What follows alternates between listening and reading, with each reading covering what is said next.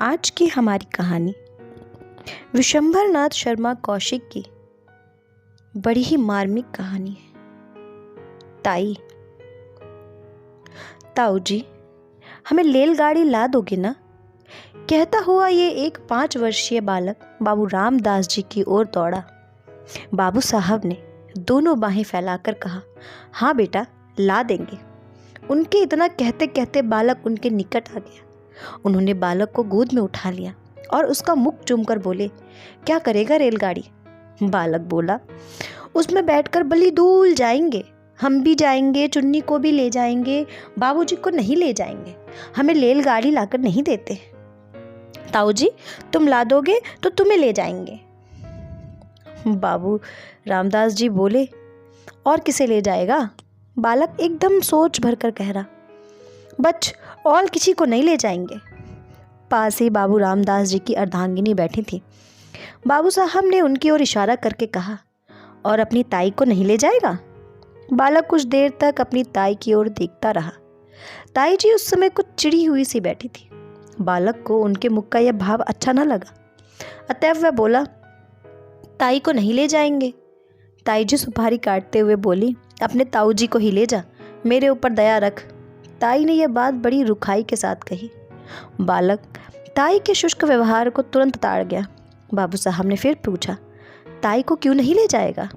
बालक ने कहा, ताई हमें प्यार नहीं करती। बाबू साहब बोले, और जो प्यार करे तो ले जाएगा? बालक को इसमें कुछ संदेह था। ताई के भाव देखकर उसे यह आशा थी कि वह प्यार करेगी। इसमें बालक मौन रहा।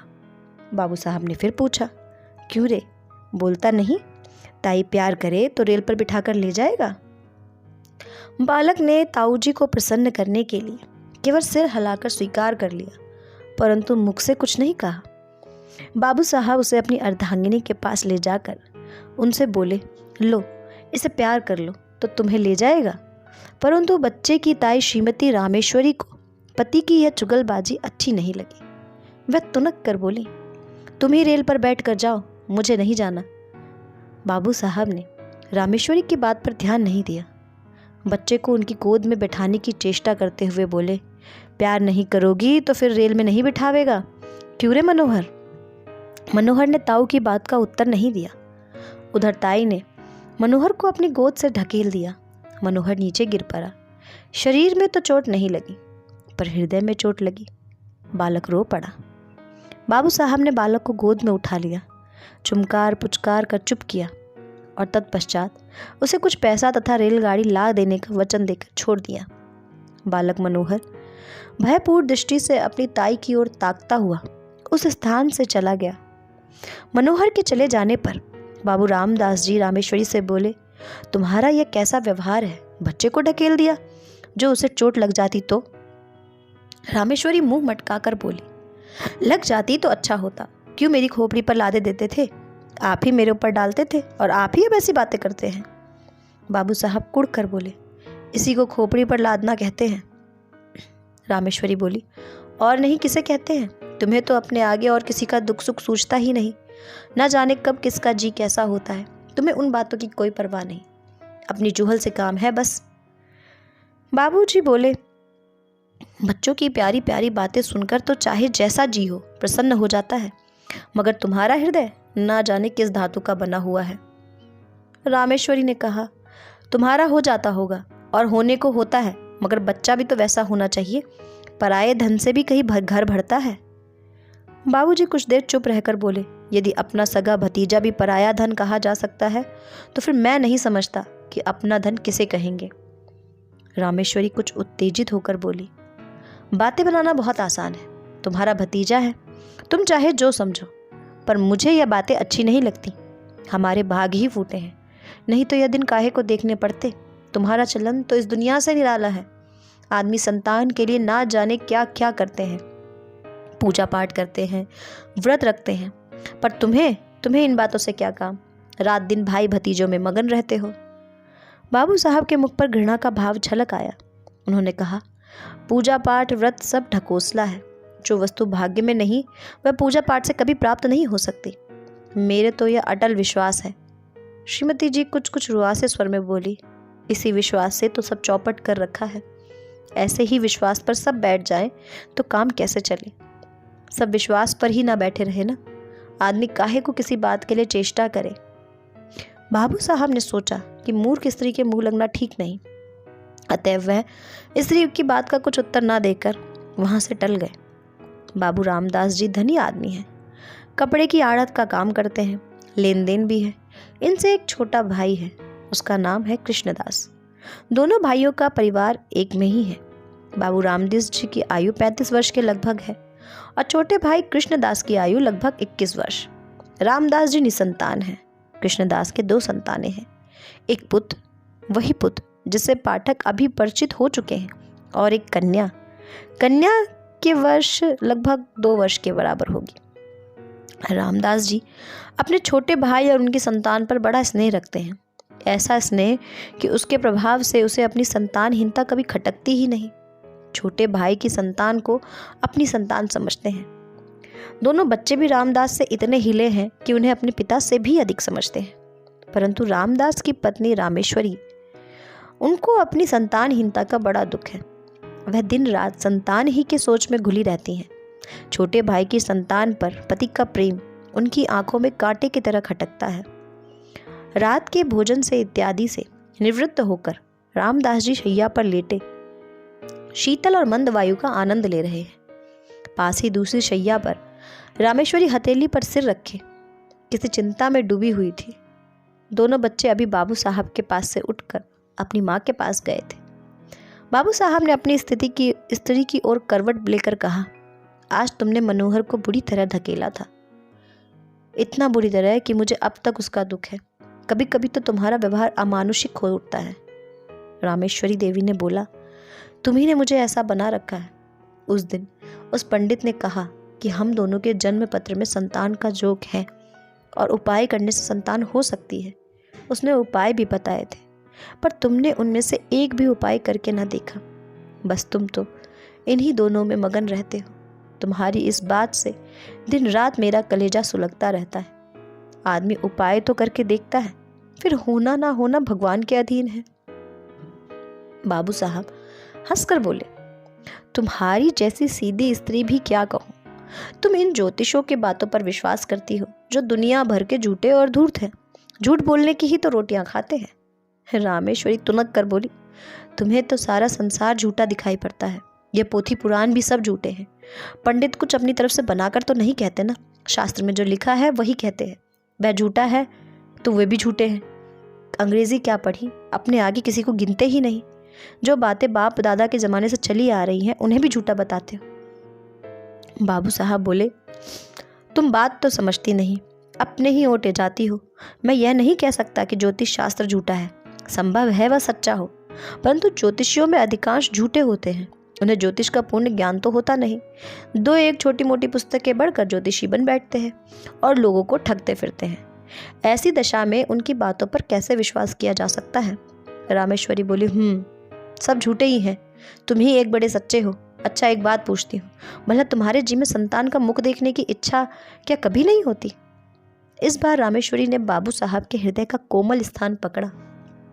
वह कुछ देर चुपचाप रहे, तत्पश्चात एक लंबी सांस लेकर बोले, भला ऐसा कौन मनुष्य होगा जिसके हृदय में संतान का मुख देखने की इच्छा ना हो।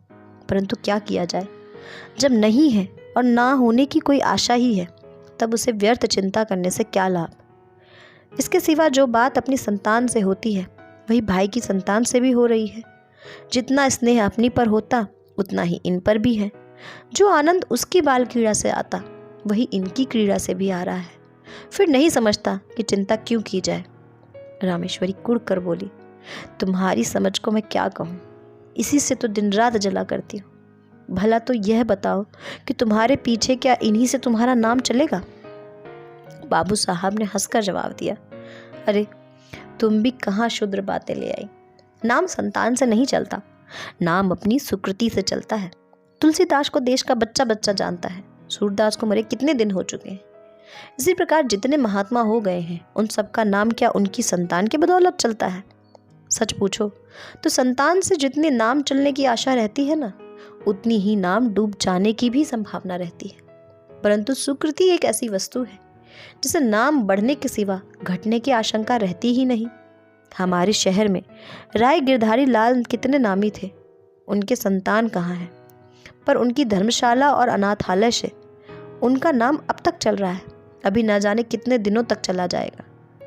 रामेश्वरी बोली, शास्त्र में लिखा है जिसके पुत्र नहीं होता उनकी मुक्ति नहीं होती। बाबू साहब ने कहा, मुक्ति पर मुझे विश्वास नहीं। मुक्ति है किस चिड़िया का नाम? यदि मुक्ति होना भी मान लिया जाए तो यह कैसे माना जा सकता है कि सब पुत्र वालों की मुक्ति हो ही जाती है? मुक्ति का भी क्या सहज उपाय है? ये कितने पुत्र वाले हैं, सभी को तो मुक्ति हो जाती होगी। रामेश्वरी निरुत्तर होकर बोली, अब तुमसे कौन बकवास करे, तुम तो अपने सामने किसी को मानते ही नहीं। मनुष्य का हृदय बड़ा ममत्व प्रेमी है, कैसी ही उपयोगी और कितनी ही सुंदर वस्तु क्यों ना हो। जब तक मनुष्य उसको पराई समझता है तब तक उससे प्रेम नहीं करता, किंतु भद्दी से भद्दी और बिल्कुल काम ना आने वाली वस्तु को यदि मनुष्य अपनी समझता है तो उससे प्रेम करता है। पराई वस्तु कितनी ही मूल्यवान क्यों ना हो, कितनी ही उपयोगी क्यों ना हो, कितनी ही सुंदर क्यों ना हो, उसके नष्ट होने पर मनुष्य कभी कुछ दुख का अनुभव नहीं करता, इसलिए कि वह वस्तु उसकी नहीं, पराई है। अपनी वस्तु कितनी ही बद्दी हो, काम ना आने वाली हो, नष्ट होने पर मनुष्य को दुख होता है, इसलिए कि वह अपनी चीज़ है। कभी कभी ऐसा भी होता है कि मनुष्य पराई चीज़ से प्रेम करने लगता है। ऐसी दशा में जब तक मनुष्य उस वस्तु को अपना बनाकर नहीं छोड़ता अथवा हृदय में यह विचार नहीं कर लेता कि वह वस्तु मेरी है, तब तक उसे संतोष नहीं होता। ममत्व से प्रेम उत्पन्न होता है और प्रेम से ममत्व। इन दोनों का साथ चलना चोली दामन का सा है, ये कभी पृथक नहीं किए जा सकते। यद्यपि रामेश्वरी को माता बनने का सौभाग्य प्राप्त नहीं हुआ था, तथापि उसका हृदय एक माता का हृदय बनने की पूरी योग्यता रखता था। उनके हृदय में वे गुण विद्यमान तथा अंतर्निहित थे जो एक माता के हृदय में होते हैं, परंतु उसका विकास नहीं हुआ था। उसका हृदय उस भूमि की तरह था जिसमें बीज तो पड़ा हुआ है, पर उसको सींच कर और उस प्रकार बीज को प्रस्फुट करके भूमि के ऊपर लाने वाला कोई नहीं था। इसलिए उसका हृदय उन बच्चों की ओर खिंचता तो था, परंतु जब उसे ध्यान आता था कि ये बच्चे मेरे नहीं हैं, दूसरे के हैं, तब उसके हृदय में उनके प्रति द्वेष उत्पन्न होता था, घृणा पैदा होती थी। विशेषकर उस समय उसके द्वेष की मात्रा और भी बढ़ जाती थी जब वह यह देखती थी कि उनके पतिदेव उन बच्चों पर प्राण देते हैं जो रामेश्वरी के है ही नहीं।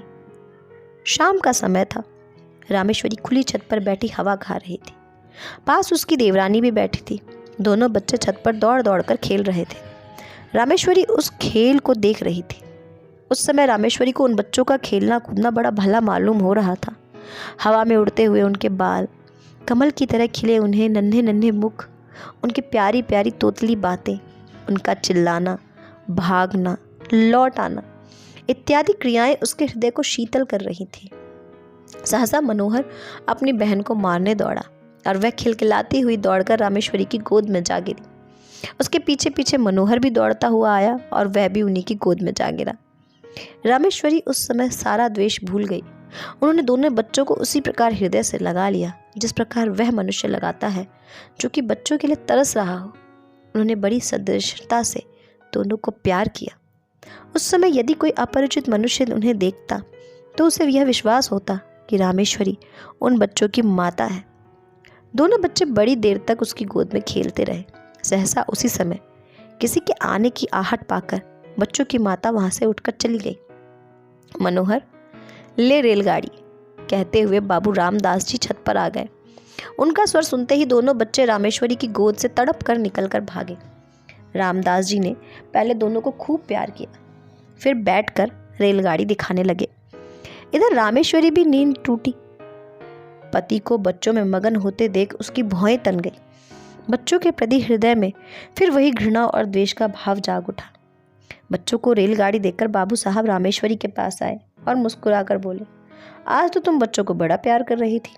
इससे मालूम होता है कि तुम्हारे हृदय में भी उनके प्रति कुछ प्रेम अवश्य है। रामेश्वरी के पति की यह बात बहुत बुरी लगी। उसे अपनी कमजोरी पर बड़ा दुख हुआ। केवल दुख ही नहीं, अपने ऊपर क्रोध भी आया। वह क्रोध दुख पति के उक्त वाक्य से और भी बढ़ गया। उसकी कमजोरी पति पर प्रकट हो गई। यह बात उसके लिए असह्य हो उठी थी। रामदास जी बोले, इसीलिए मैं कहता हूँ कि अपनी संतान के लिए सोच करना वृथा है। यदि तुम इनसे प्रेम करने लगो तो तुम्हें भी ये अपनी संतान प्रतीत होने लगेंगे। मुझे इस बात से प्रसन्नता है कि तुम इनसे स्नेह करना सीख रही हो। यह बात बाबू साहब ने नितांत हृदय से कही थी, परंतु रामेश्वरी को इसमें व्यंग्य की तीक्ष्ण गंध मालूम हुई। उन्होंने कुढ़ कर मन से कहा, इन्हें मौत भी नहीं आती, मर जाएं पाप कटे। आठों पहर आंखों के सामने रहने से प्यार को जी ललचा ही उठता है। इनके मारे कलेजा और भी जला करता है। बाबू साहब ने पत्नी को मौन देखकर कहा, अब झेपने से क्या लाभ? अपने प्रेम को छिपाने की चेष्टा करना व्यर्थ है। छिपाने की आवश्यकता भी नहीं है। रामेश्वरी जल भुनक कर बोली, मुझे क्या पड़ी है जो मैं प्रेम करूंगी? तुम्ही को मुबारक रहे। निगोड़े आप ही आके घुसने हैं। एक घर में रहने से कभी कभी हंसना बोलना पड़ता ही है। अभी परसों जरा यूं ही ढकेल दिया तो उस पर तुमने सैकड़ों बातें सुनाई। संकट में प्राण है, न यूं चैन न वो चैन। बाबू साहब को पत्नी के वाक्य सुनकर बड़ा क्रोध आया। उन्होंने कर्कश स्वर में कहा, न जाने कैसे हृदय की स्त्री है। अभी अच्छी खासी बैठी बच्चों को प्यार कर रही थी, मेरे आते ही गिरगिट की तरह रंग बदलने लगी। अपनी इच्छा से चाहे जो करे, पर मेरे कहने से बल्लियों उछलती है। न जाने मेरी बातों में कौन सा विष घुला रहता है। यदि मेरा कहना इतना ही मालूम होता है तो ना कहा करूँगा, पर इतना याद रखो, अब कभी इनके विषय में निगोड़े शिगोड़े इत्यादि अपशब्द निकाले तो अच्छा ना होगा। तुमसे मुझे ये बच्चे कहीं अधिक प्यारे हैं। रामेश्वरी ने इसका कोई उत्तर ना दिया। अपने शोभ तथा क्रोध में वो आंखों द्वारा निकालने लगी। जैसे जैसे बाबू साहब रामदास जी का स्नेह इन दोनों बच्चों पर बढ़ता जाता था, वैसे वैसे ही रामेश्वरी के द्वेष और घृणा की मात्रा भी बढ़ती जाती थी। प्राय बच्चों के पीछे पति पत्नी में कहासुनी हो जाती थी और रामेश्वरी को पति के कटु वचन सुनने पड़ते थे। जब रामेश्वरी ने यह देखा कि बच्चों के कारण ही वह पति की नज़र से गिरती जा रही है, तब उनके हृदय में बड़ा तूफान उठा। उन्होंने यह सोचा, पराये बच्चों के पीछे ये मुझसे प्रेम कम करते जाते हैं, हर समय भला बुरा कहते हैं। इनके लिए ये बच्चे ही सब कुछ है और मैं कुछ भी नहीं। दुनिया मरती जाती है पर दोनों को मौत नहीं। ये पैदा ही होते ही क्यों नहीं मर गए? न ये होते न ये मुझे दिन देखने पड़ते। जिस दिन ये मरेंगे उस दिन घी के दिए जलाऊंगी। इन्होंने ही मेरे घर का सत्यानाश कर रखा है। इसी प्रकार कुछ दिन व्यतीत हुए। एक दिन नियमानुसार रामेश्वरी छत पर अकेली बैठी हुई थी। उनके हृदय में अनेक प्रकार के विचार आ रहे थे। विचार और कुछ नहीं, अपने निज की संतान का अभाव, पति का भाई की संतान के प्रति अनुराग, यही सब। कुछ देर बाद जब उनके विचार स्वयं उन्हीं को कष्टदायक प्रतीत होने लगे, तब वह अपना ध्यान दूसरी ओर लगाने के लिए टहलने लगी। वह टहल ही रही थी कि मनोहर दौड़ता हुआ आया। मनोहर को देखकर उनकी भ्रुकुटी चढ़ गई और वह छत की चारदीवारी पर हाथ रखकर खड़ी हो गई। संध्या का समय था। आकाश में रंग बिरंगे पतंगे उड़ रही थी। मनोहर कुछ देर तक खड़ा पतंगों को देखता और सोचता रहा कि कोई पतंग कटकर उसकी छत पर गिरे, क्या आनंद आवे। देर तक गिरने की आशा करने के बाद दौड़कर रामेश्वरी के पास आया और उनकी टांगों से लिपट कर बोला, ताई हमें पतंग मंगा दो। रामेश्वरी ने झिड़क कर कहा, चल हट, अपने ताऊ से मांग जाकर। मनोहर कुछ अप्रतिभ सा होकर फिर आकाश की ओर ताकने लगा। थोड़ी देर बाद उससे फिर न रहा गया। इस बार बड़ी लाड से आकर अत्यंत करुण स्वर में कहा, ताई मंगा दो ना, हम भी उड़ाएंगे। इस बार उसकी भोली प्रार्थना से रामेश्वरी का कलेजा कुछ पसीज सा गया। वह कुछ देर तक उसकी और स्थिर दृष्टि से देखती रही। फिर उन्होंने एक लंबी सांस लेकर मन ही मन कहा, यह मेरा पुत्र होता तो आज मुझसे बढ़कर भाग्यवान स्त्री संसार में दूसरी ना होती। निगोड़ा मरा कितना सुंदर है और कैसी प्यारी प्यारी बातें करता है। यही जी चाहता है कि उठाकर छाती से लगा लूं। यह सोचकर उसके सिर पर हाथ फेरने ही वाली थी कि इतने में उन्हें मौन देखकर बोला, तुम हमें पतंग नहीं मंगवा दोगी तो हम ताऊ जी से कहकर तुम्हें पिटवाएंगे। यद्यपि बच्चे की इस भोली बात में भी मधुरता थी, तथापि रामेश्वरी का मुंह क्रोध के मारे लाल हो गया। वह उसे झिड़क कर बोली, जा कहते अपने ताऊ जी से, देखें वह मेरा क्या कर लेंगे। मनोहर भयभीत होकर उनके पास से हट गया और फिर सतृष्ण नेत्रों से आकाश में उड़ती हुई पतंगों को देखने लगा। इधर रामेश्वरी ने सोचा, यह सब ताऊ जी के दुलार का फल है कि बालिश्त भर का लड़का मुझे धमकाता है। ईश्वर करे इस दुलार पर बिजली टूटे। उसी समय आकाश से एक पतंग कटकर उसी छत की ओर आई और रामेश्वरी के ऊपर से होते हुए छज्जे की ओर गई। छत के चारों ओर चार दीवारी थी। जहाँ रामेश्वरी खड़ी हुई थी केवल वहाँ पर एक द्वार था जिससे छज्जे पर आ जा सकते थे। रामेश्वरी उस द्वार से सटी हुई खड़ी थी। मनोहर ने पतंग को छज्जे पर जाते देखा। पतंग पकड़ने के लिए वह दौड़कर छज्जे की ओर चला। रामेश्वरी खड़ी देखती रही। मनोहर उसके पास से होकर छज्जे पर चला गया और उससे 2 फीट की दूरी पर खड़ा होकर पतंग को देखने लगा। पतंग छज्जे पर से होते हुए नीचे घर के आंगन में जा गिरी। एक पैर छज्जे की मुंडेर पर रखकर मनोहर ने नीचे आंगन में झांका और पतंग को आंगन में गिरते देख वह प्रसन्नता के मारे फूला ना समाया। वह नीचे जाने के लिए शीघ्रता से घूमा, परंतु घूमते समय मुंडेर पर से उसका पैर फिसल गया और वह नीचे की ओर चला। नीचे जाते जाते उसके दोनों हाथों में मुंडेर आ गई। वह उसे पकड़कर लटक गया और रामेश्वरी की ओर देखकर चिल्लाया, ताई। रामेश्वरी ने धड़कते हुए हृदय से इस घटना को देखा। उसके मन में आया कि अच्छा है, मरने दो, सदा का पाप कट जाए।